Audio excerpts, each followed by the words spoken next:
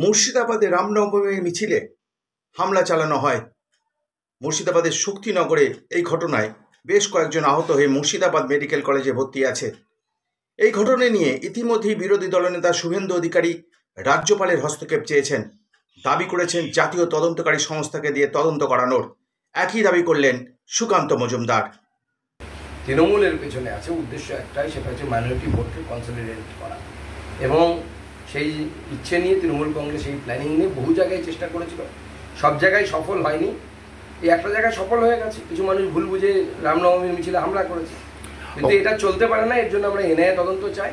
ঠিক যেমন গতবার যারা রামনবমীর মিছিলে হামলা করেছিল, সেটা করণদিঘি হোক বা ডালখোলা হোক বা হাওড়া হোক বা শ্রীরামপুর হোক, তাদেরকে এনআইএ নিয়ে গিয়ে এখন উল্টো করে লোট টাঙিয়ে সোজা করছে।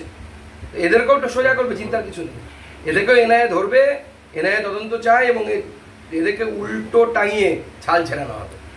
অধীর গিয়েছিল হাসপাতালে, অধীরকে গো ব্যাক স্লোগান দেওয়া হয়েছে, বেজার ধরিয়েছে অধীর চৌধুরীর এরকম কাজ করা উচিত হয়নি। গো ব্যাক স্লোগান তো আমাদেরকে রোজ সামনে পড়তে হয়।